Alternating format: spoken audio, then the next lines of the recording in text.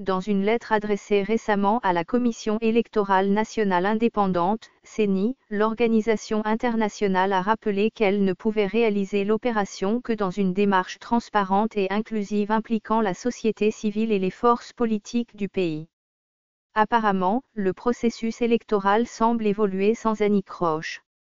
Par rapport au calendrier publié par la CENI, on est dans le bon. La loi portant répartition des sièges, qui reste l'une des dernières contraintes légales à lever, est en passe d'être adoptée en version définitive par les deux chambres législatives, en attendant sa promulgation censée intervenir, selon le chronogramme, d'ici le 8 mai 2018. Avec une loi électorale déjà disponible, un fichier électoral déjà publié quoique controversé et un budget électoral libéré progressivement et une volonté affichée de respecter l'échéancier fixé par la CENI, tout porte à croire que le décor est bien planté pour les élections en décembre.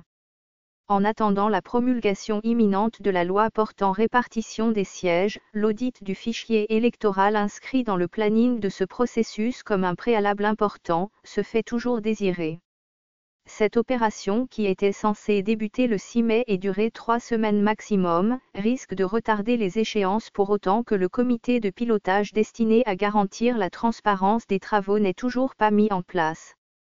L'Organisation internationale de la francophonie, OIF, sur laquelle la CENI a jeté son dévolu pour auditer le fichier électoral, en fait une condition sine qua non pour démarrer son travail. Dans une lettre adressée récemment à la CENI, cette institution internationale dit toujours attendre la mise en place de cette structure à laquelle seraient associés tous les acteurs politiques mais aussi les partenaires techniques et financiers, avant de s'exécuter. L'OIF voudrait, en somme, réaliser cet audit dans une démarche transparente et inclusive, impliquant les différentes forces politiques, majorité et opposition, la société civile ainsi que les partenaires techniques et financiers. Autant dire que la balle se trouve présentement du côté de la CENI, qui doit faire diligence pour mettre en place ce comité de pilotage devant garantir une participation inclusive, gage de transparence et de crédibilité. Pour rappel, la CENI avait déjà, au terme d'un travail de nettoyage du fichier électoral, radié 6 254 902 noms pour ne retenir que 40 287 387 personnes inscrites sur le fichier électoral. Les statistiques brandies avaient été contestées par l'opposition, qui avait alors exigé un audit du fichier électoral dont les chiffres ne semblaient pas lui inspirer confiance. Ce à quoi la CENI s'est pliée en acceptant le service de l'OIF, la même qui avait audité le fichier électoral de 2015, accusé par une certaine opposition de ne pas être un acteur réellement indépendant.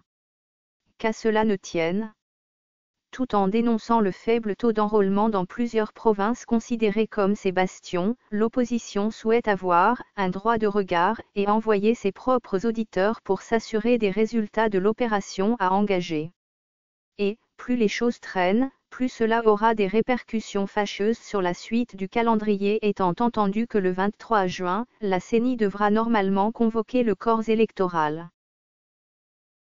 Ce fichier audio a été créé par Panopre-T Basic, vous pouvez le télécharger sur www.panopre-t.com.